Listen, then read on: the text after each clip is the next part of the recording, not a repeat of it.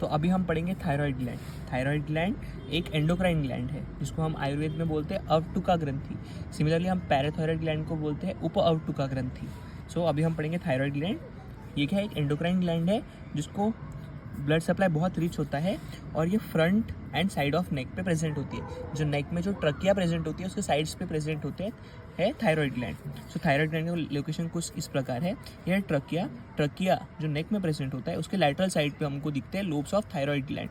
यह है right lobe of thyroid gland और यह है left lobe of thyroid gland.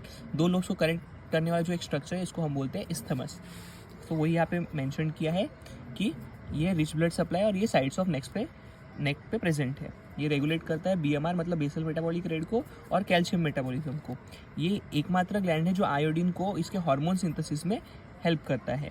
मतलब ये इसके हार्मोन जो है थायराइड ग्लैंड के हार्मोन कौन से है, थायरोकैल्सिटोनिन T3 एंड T4, ये सब का सिक्रेशन तभी पॉसिबल है जब ये आयोडीन को यूज़ करेगा। सो ये एकमात्र ग्लैंड है जो आयोडीन को यूज़ करता है अपने हार्मोन्स के फॉर्मेशन के लिए, जो इसके फॉलिकल्स में स्टोर होता है। ये कंसिस्ट करता है लेफ्ट लोब और राइट लोब में जिसको कनेक्ट करता है इस्थमस। इसका सिचुएशन कहाँ है, ये बिटवीन है C5 and C7, C5 to C7 and T1 के बीच में। सो ये एक्सटेंड करता है सर्वाइकल 5 से लेकर 7 तक और T1 तक। मतलब इसका जो सिचुएशन है वो है C5, C6, C7 और T1, यहाँ से यहाँ तक वो एक्सटेंड करता है। इसके जो लोब्स हैं वो कहाँ से कहाँ तक एक्सटेंड करते हैं, थायराइड कार्टिलेज से लेके थोरैसिक 4th या 5th तक एक्सटेंड करते हैं। इस्थमस कहाँ से कहाँ तक एक्सटेंड करता है, थोरैसिक 2nd से 4th तक। पूरा जो थायराइड ग्लैंड है वो एक्सटेंड करता है C5 से लेकर T1 तक। लोब्स इसके एक्सटेंड करते हैं मिडल ऑफ थायराइड कार्टिलेज से लेकर T4 और T5 तक। इस्थमस एक्सटेंड करता है T2 से लेकर T4 तक। इसके जो डायमेंशन है, इसके लोब्स के जो डायमेंशन है वो है 5 इंटू 2.5 इंटू 2.5 सेंटीमीटर। इस्थमस की जो डायमेंशन है वो है 1.2 इंटू 1.2। थायराइड ग्लैंड का जो एवरेज वेट है वो 25 ग्राम। यहाँ से एक MCQ आपको पूछा जा सकता है कि थायराइड ग्लैंड का कितना वेट है, तो उसका वेट है 25 ग्राम। और ये लार्जर होता है मेल्स में, फीमेल्स में, और मेल्स में छोटा होता है। थायराइड ग्लैंड फीमेल्स में बड़ा होता है। सो इसके दो कैप्सूल है, true capsule and false capsule. उसके बाद हम पढ़ेंगे इसके पार्ट्स और रिलेशन, इसके कौन से पार्ट्स और रिलेशंस होते हैं। सो इसके एपेक्स, बेस और 3 सरफेस, 2 बॉर्डर्स और एक इस्थमस होता है। सो इसका जो लोब्स है वो कोनिकल इन शेप होते हैं। थायराइड ग्लैंड का जो एपेक्स है वो अपवर्ड और लैटरली प्रेजेंट होता है। जो बेस है वो प्रेजेंट होता है at the level of 4th and 5th tracheal rings पे। इसके 3 सरफेस होते हैं, लैटरल या सुपरफिशियल सरफेस, मीडियल सरफेस और पोस्टीरियर लैटरल या फिर पोस्टीरियर सरफेस। लैटरल या फिर सुपीरियर सरफेस इसका कॉन्वेक्स होता है और ये कवर्ड होता है स्टर्नोहायोइड, स्टर्नोथायरॉइड और स्टर्नोक्लीडॉइड मैस्टोइड मसल से। इसके 2 मीडियल सरफेस पे क्या क्या होता है, 2 ट्यूब्स होते हैं, 2 मसल होते हैं और 2 नर्व्स होते हैं।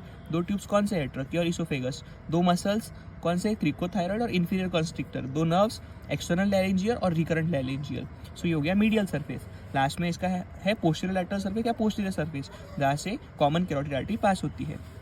उसके बाद है 2 बॉर्डर्स, एंटीरियर बॉर्डर और posterior border. Anterior border thin है और ये रिलेटेड टू है सुपीरियर थायराइड आर्टरी। जो पोस्टीरियर बॉर्डर है वो थिक है और ये रिलेटेड है इंफीरियर थायराइड आर्टरी से और पैराथायराइड ग्लैंड से। एंटीरियर सरफेस रिलेटेड है सुपीरियर थायराइड आर्टरी से और पोस्टीरियर सरफेस रिलेटेड है इंफीरियर थायराइड आर्टरी से। उसके बाद है इस्थमस। इस्थमस क्या है, जो 2 लोब्स को कनेक्ट करता है। सो इसके 2 सरफेस और 2 बॉर्डर होते हैं। 2 सरफेस कौन से, एंटीरियर और पोस्टीरियर, और 2 बॉर्डर्स कौन से, सुपीरियर और इंफीरियर। लास्ट में हम सब पढ़ेंगे इसका ब्लड सप्लाई। आर्टेरियल सप्लाई इसका सुपीरियर इंफीरियर थायराइड आर्टरी, जो ग्लैंड है वही उसकी आर्टरी होंगी। सो आर्टेरियल सप्लाई क्या है, superior inferior thyroid artery. Venus drainage क्या है, superior inferior and medial thyroid when. Lymphatic drainage क्या है, cervical lymph nodes. Nerve supply क्या है, सर्वाइकल गैंग्लियन। आखिर में क्लिनिकल एनाटॉमी में हम क्या पढ़ेंगे कि जो स्वेलिंग ऑफ थायराइड ग्लैंड है, थायराइड ग्लैंड की जो स्वेलिंग है इसको हम पीछे से पैल्पेट करेंगे, बिहाइंड पैल्पेट करेंगे। Removal of thyroid gland true capsule के साथ हाइपरथायरॉइडिज्म में। हाइपरथायरॉइडिज्म में हम क्या करते हैं, थायराइड ग्लैंड को ट्रू कैप्सूल के साथ रिमूव कर देते हैं। उसके बाद हाइपोथायरॉइडिज्म से क्या क्या होता है, क्रिटिनिज्म और मिक्सोडिमा। अगर थायराइड ग्लैंड का जो सिक्रेशन है वो कम हो गया तो हमको क्या होगा, क्रिटिनिज्म और मिक्सोडिमा। क्रिटिनिज्म जो इन्फेंट्स में होता है और मिक्सोडिमा मतलब एडल्ट्स में होता है। क्रिटिनिज्म क्या होता है, मेंटल ग्रोथ रिटार्ड हो जाती है। सो ये इन्फेंट्स में होता है। मिक्सोडिमा में भी मेंटल ग्रोथ रिटार्ड हो जाती है, लेकिन ये एडल्ट्स में है। सो क्रिटिनिज्म इन्फेंट्स में है और मिक्सोडिमा एडल्ट्स में है। सो ये वीडियो में हमने थायराइड ग्लैंड, जिसको हम बोलते हैं अवटुआ ग्रंथि, को कवर किया।